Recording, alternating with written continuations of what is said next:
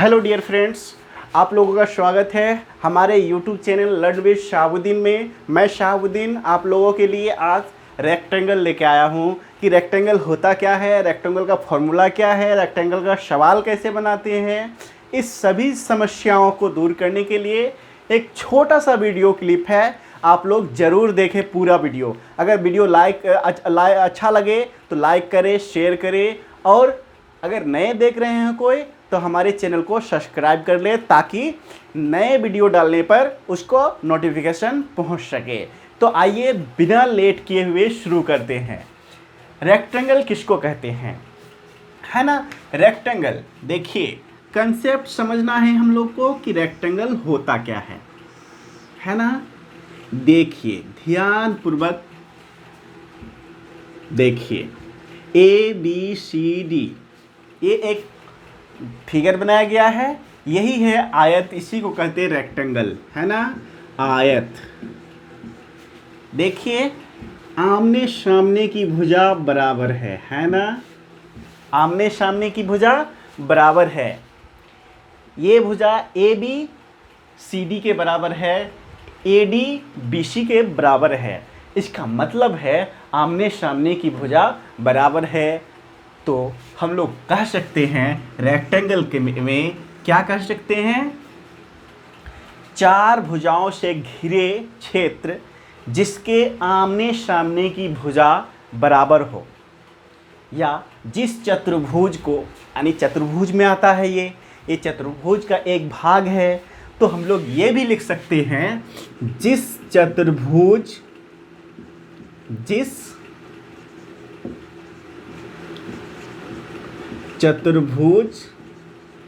के आमने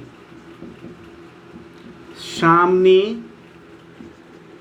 की भुजा समान हो, है ना। जिसका आमने सामने की भुजा समान हो आयत कहलाता है। क्या कहलाता है? आयत कहलाता है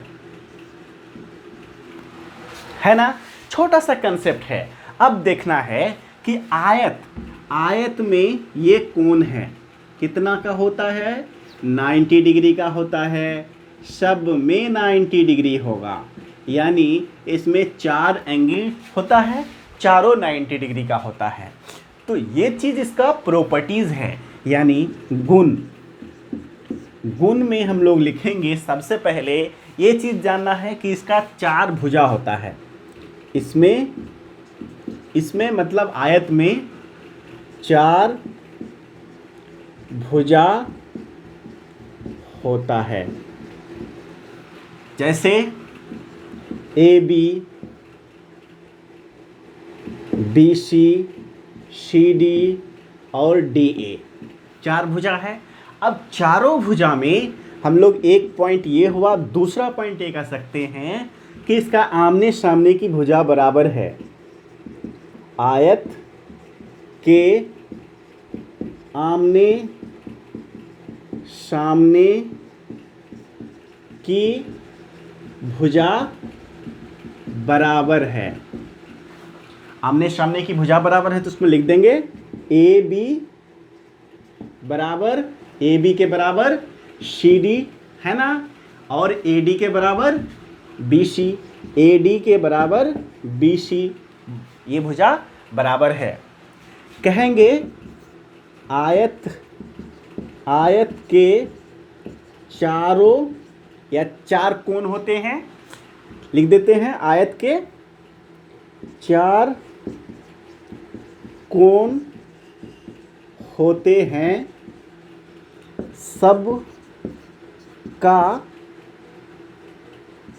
सबका मान 90 डिग्री का होता है ना।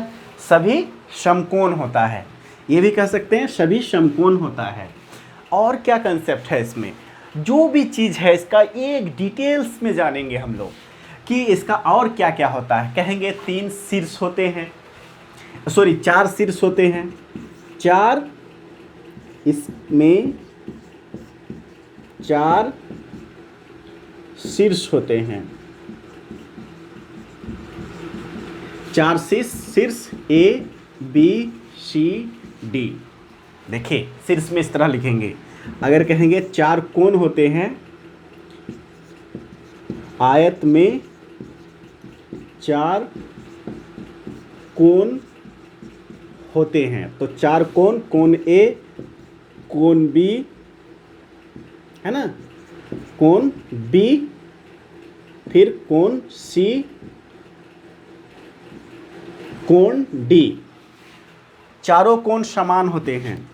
यहाँ जैसे लिखें, चारों सबका मान 90 डिग्री का होता है, तो सबका मान 90 डिग्री का होता है। इसमें एक चीज़ स्टेप डाल देते हैं, कोण A बराबर कोण B बराबर कोण C बराबर कोण D इक्वल टू 90 डिग्री का होता है ना।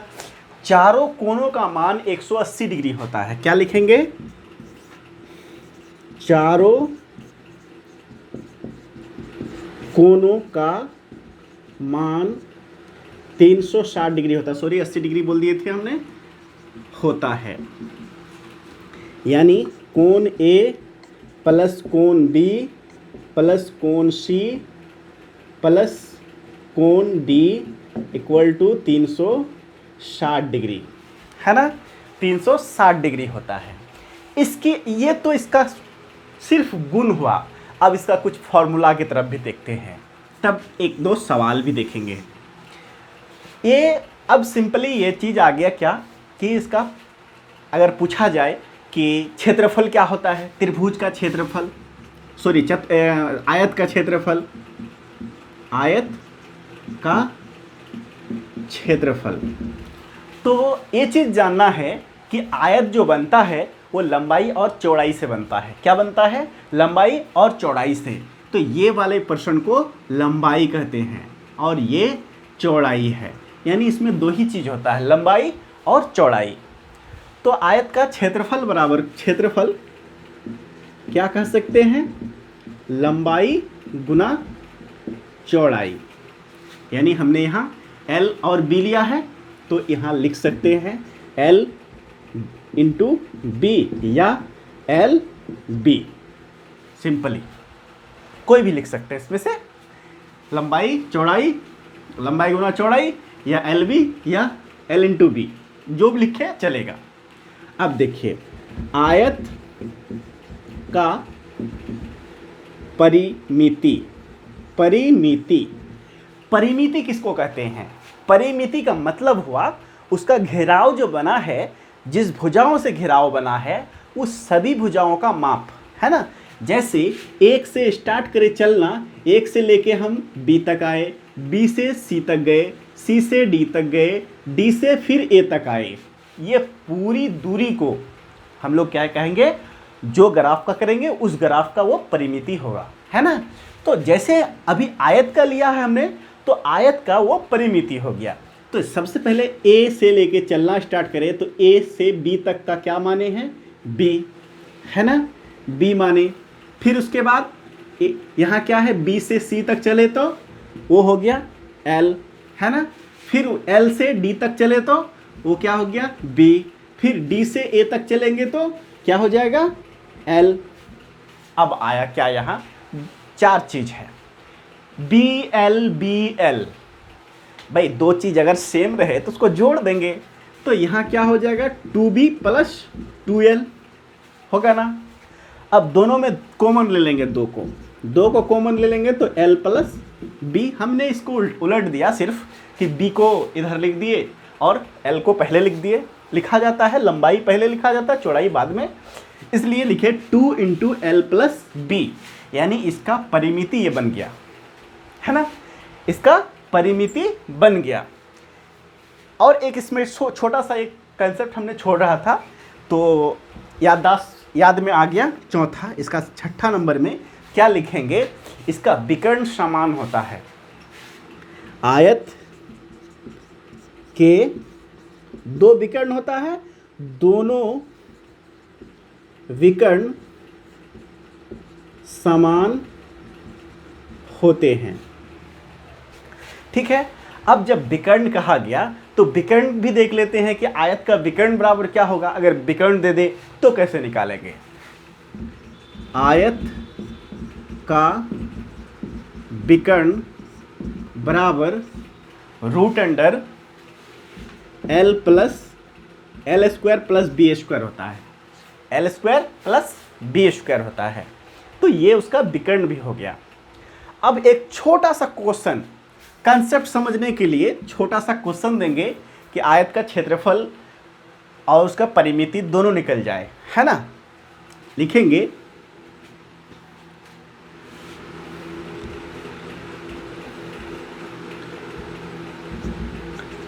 आयत के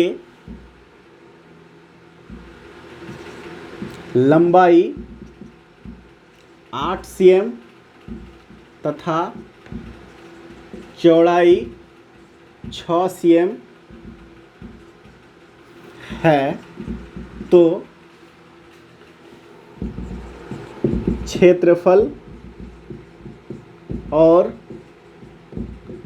परिमिति ज्ञात करें, है ना। एक छोटा सा क्वेश्चन है, आसान है, 0 लेवल का है। इससे भी हाई लेवल का जब चैप्टर आएगा तो चैप्टर में हमने पढ़ाएंगे, अभी सिर्फ समझना है। इसलिए छोटा सा क्वेश्चन सॉल्व में हम लोग क्या कहेंगे। यहाँ सबसे पहले लंबाई दिया हुआ है, L दिया हुआ है 8 cm, चौड़ाई दिया हुआ है 6 cm, और निकालना क्या है, क्षेत्रफल और परिमिति। तो आयत का क्षेत्रफल,